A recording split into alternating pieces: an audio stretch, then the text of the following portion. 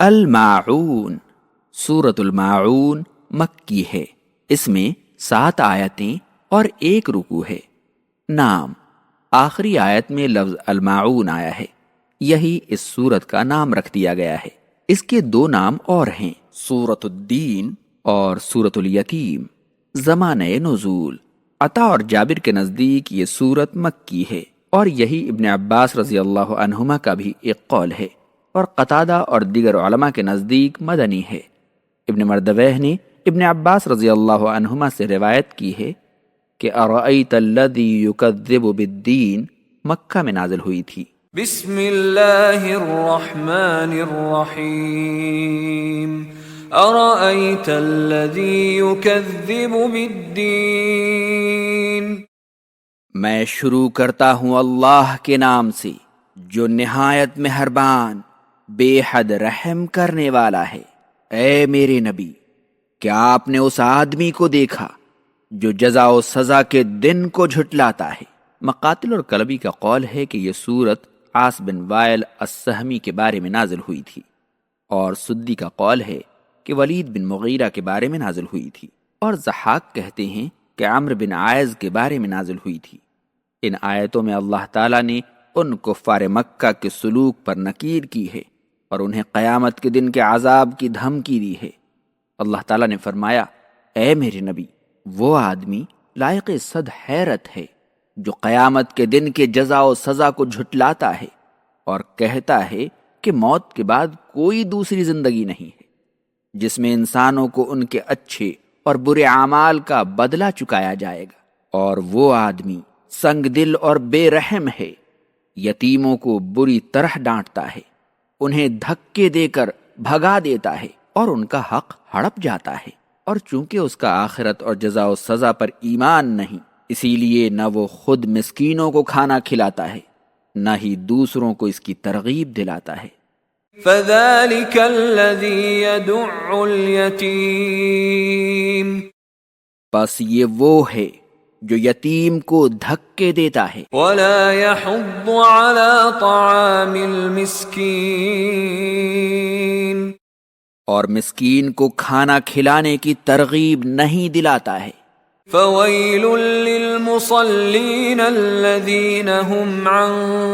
صلاتهم ساهون، پس ویل یا ہلاکت ہے ان نمازیوں کے لیے جو اپنی نمازوں سے غفلت برتتے ہیں۔ ابن عباس رضی اللہ عنہما کہتے ہیں کہ اس سے مراد وہ منافقین ہیں جو لوگوں کے سامنے تو نماز پڑھتے ہیں اور تنہائی میں نہیں پڑھتے، اور مسروق وغیرہ کا خیال ہے کہ وہ لوگ نماز تو پڑھتے ہیں جیسا کہ للمصلین کے لفظ سے معلوم ہوتا ہے، لیکن وہ نمازوں کو ان کے متعین اوقات میں نہیں پڑھتے، اور عطا بن دینار کا قول ہے کہ وہ لوگ نمازوں کو اول وقت میں نہیں پڑھتے بلکہ ہمیشہ یا اکثر و بیشتر آخری وقت میں پڑھتے ہیں، یا نماز پڑھتے وقت اس کے ارکان و شروط کا خیال نہیں رکھتے، یا اس میں خشوع و خضوع کا خیال نہیں رکھتے۔ عن صلاتہم ساہون کے الفاظ ان تمام ہی صورتوں کو شامل ہیں، تو جس شخص میں ان میں سے ایک صفت پائی جائے گی اس کے اندر اسی حساب سے نماز سے غفلت پائی جائے گی، اور جس کے اندر مذکور تمام صفتیں پائی جائیں گی وہ مکمل عملی نفاق میں مبتلا ہوگا، جیسا کہ صحیحین کی روایت ہے۔ رسول اللہ صلی اللہ علیہ وسلم نے فرمایا، وہ منافق کی نماز ہے، وہ منافق کی نماز ہے، وہ منافق کی نماز ہے، بیٹھا آفتاب کو دیکھتا رہتا ہے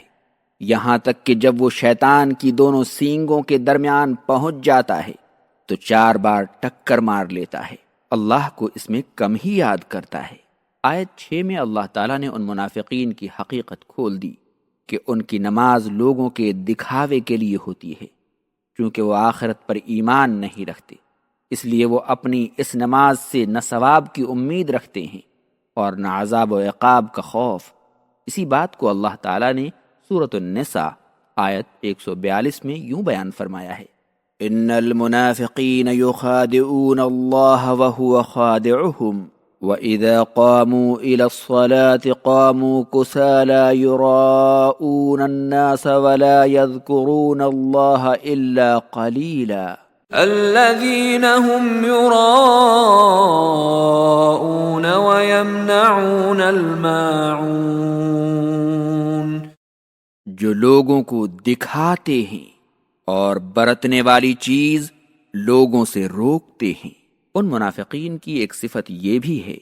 کہ جب کوئی مخلص مسلمان ان سے گھر میں برتنے والی کوئی چیز عارضی استعمال کے لیے مانگتا ہے جس سے دینے والے کا کوئی نقصان نہیں ہوتا اور مانگنے والے کی عارضی ضرورت پوری ہو جاتی ہے، جیسے ڈول، کلہاڑی اور ہانڈی وغیرہ، تو وہ مسلمانوں سے حسد کی وجہ سے انکار کر دیتے ہیں، نہیں چاہتے کہ مومنوں کو ان کی کسی چیز سے فائدہ پہنچے، اور چونکہ آخرت پر ان کا ایمان نہیں ہوتا اس لیے انہیں ثواب کی لالچ بھی نہیں ہوتی۔ اس صورت میں اللہ تعالیٰ نے مومنوں کو ان چیزوں کی ترغیب دلائی ہے۔ نمبر 1، یتیموں اور مسکینوں کو خود کھانا کھلانا اور دیگر مسلمانوں کو اس کی ترغیب دلانا۔ نمبر 2، پنجگانہ نمازوں کو ان کے متعین اوقات میں پورے اخلاص اور خشوع و خضوع کے ساتھ ادا کرنا۔ نمبر 3، تمام اعمال حسنہ کی ادائیگی میں رضائے الہی کی نیت کرنا اور ریاکاری اور نام و نمود سے قطعی طور پر دور رہنا۔ نمبر 4، زندگی میں کار خیر کرتے رہنا اور اپنے پڑوسیوں اور مسلمان بھائیوں کو اپنی چھوٹی چیزوں سے فائدہ پہنچاتے رہنا، اس لیے کہ اللہ تعالیٰ نے ایسا نہ کرنے والوں کی مذمت بیان کی ہے۔